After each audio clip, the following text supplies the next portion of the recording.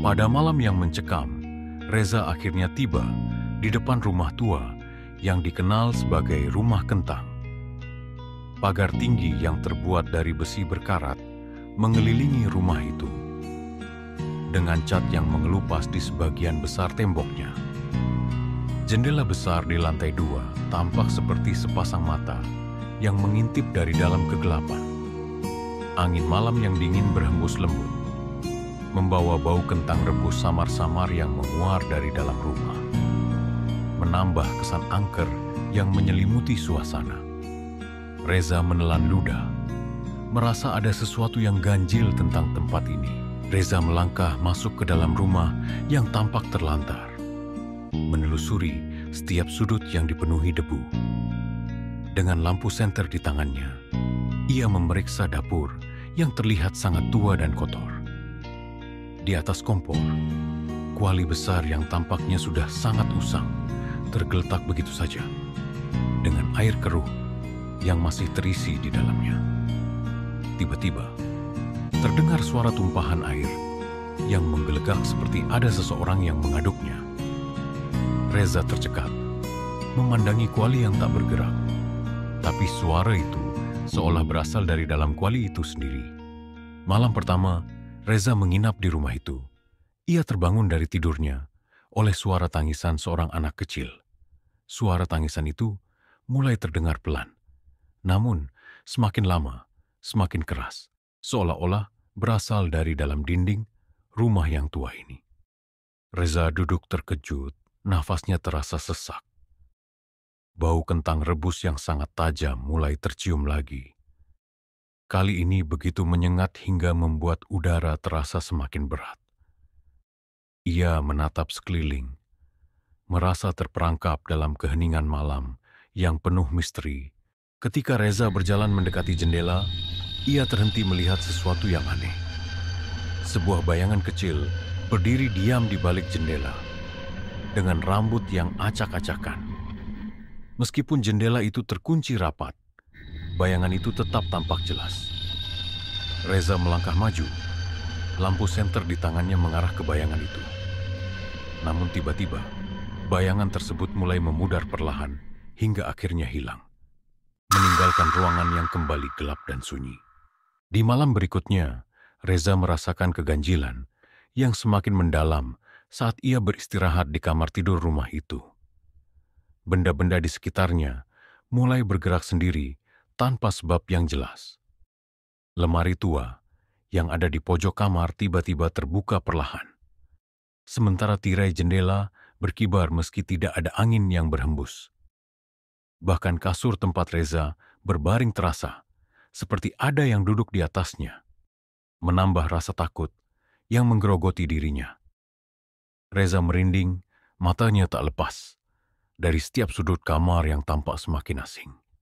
Pada suatu malam yang semakin mencekam, Reza menemukan pintu kecil yang tersembunyi di salah satu sudut rumah.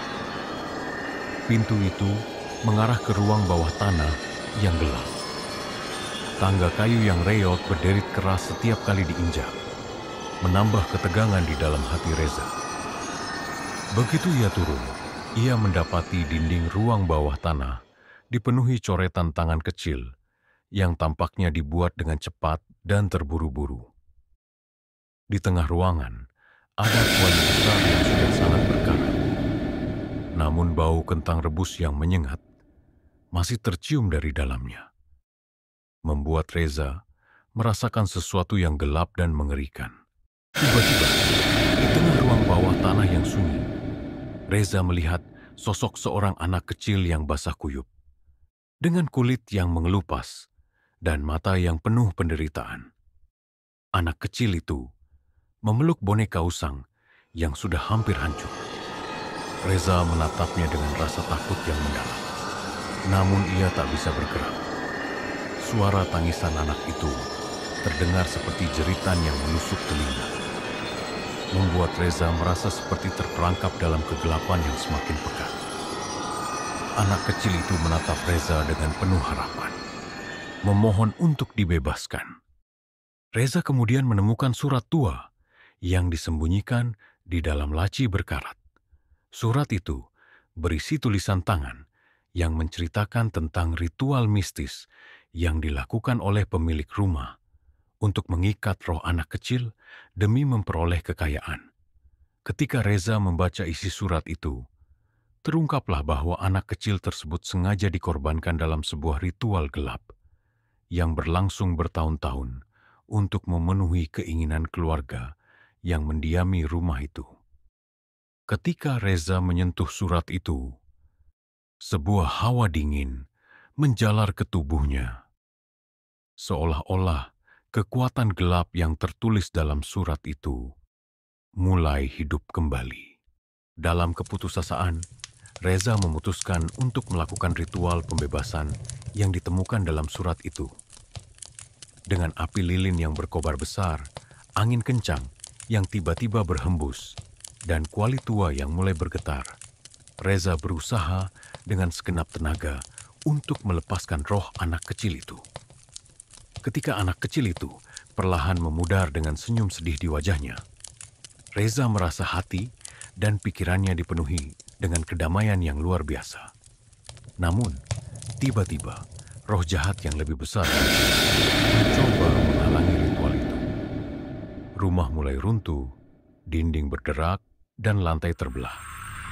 Namun, dengan kekuatan dan tekadnya, Reza berhasil menyelesaikan ritual tersebut. Rumah itu runtuh bersamaan dengan berakhirnya ritual, sementara anak kecil itu akhirnya bebas.